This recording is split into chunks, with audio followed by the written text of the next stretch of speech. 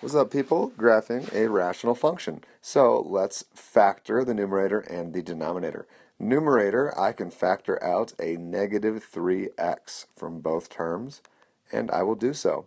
In the top, I will be left with x. Negative 3x times x is negative 3x squared. On my second term, I think I said in the top, I meant to say in my first term. In my second term, I've got a minus 15x, and I've factored out a negative 3x, which is like dividing it out, kind of.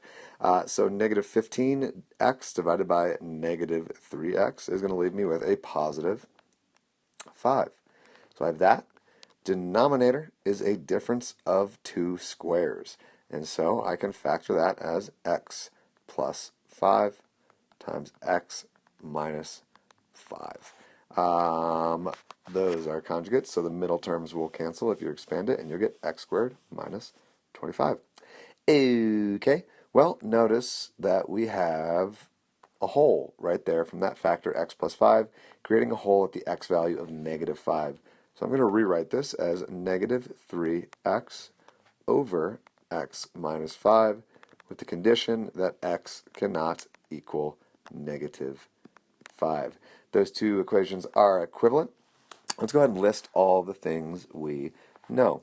Well, I know that I will have an x-intercept that's my attempt at an at symbol, x-intercept at 0, comma 0, because of that x in the top right there.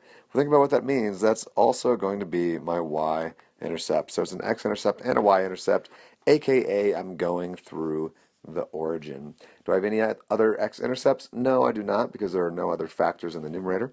But I do have a vertical asymptote at x equals 5 coming from that denominator.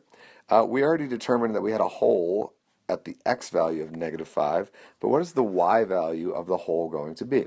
Well, plug in the x value of the hole to the simplified equation with the hole removed, and what do you get? Negative 3 times negative 5 over negative 5 minus 5 gives us what? Negative 3 times negative 5 is positive 15 over negative 5 minus 5 is a negative 10. Let's simplify that. I know it's negative. 15 divided by 5 is 3, and 10 divided by 5 is 2. So I have a hole. The y value is negative 3 halves. So my hole has the coordinates of negative 5, comma, negative 3 halves. All right, x-intercept, done. Y-intercept, done. Vertical asymptote, done. Hole, done. What about horizontal asymptote? Well, now we need to look at the degree of the numerator and the degree of the denominator. Degree of the numerator, now that it's simplified, is 1. Degree of the denominator is also 1. They're the same. Maybe you like looking at the original function. Degree of the numerator is 2. Degree of the denominator is also 2. Still the same. That's the key. The degree is the same in the top and the bottom. So the horizontal asymptote will occur at whatever the coefficients are. Coefficient of the top divided by coefficient of the bottom gives us a horizontal asymptote at y equals negative 3.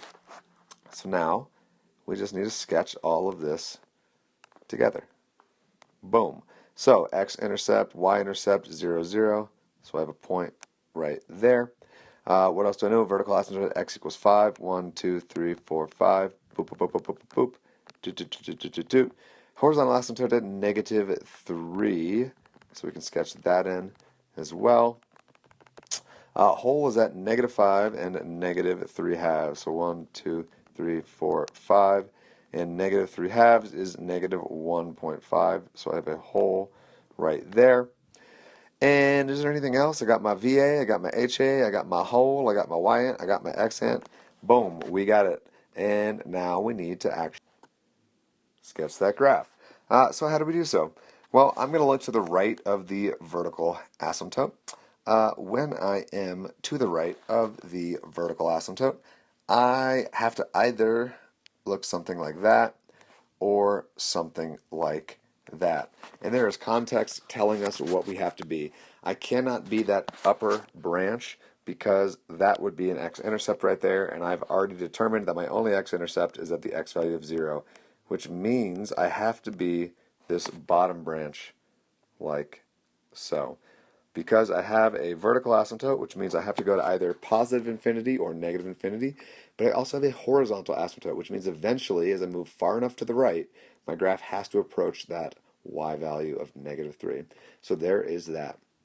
Now, when I'm on the left side of that vertical asymptote, I know, since the multiplicity of that factor creating the vertical asymptote, that x minus 5 in the bottom, since that is an odd multiplicity, I know that since my tail to the right of the vertical asymptote is down, this tail has to be up. So I have to start up since the multiplicity of that x minus 5 is 1, and I've started down to the right, I'm up to the left. So I'm starting up, I'm going to come down, I'm going to hit that x-intercept, cross down, I'm going to hit that hole, go past it, and I'm going to approach the horizontal asymptote. And there you have it. That is all there is.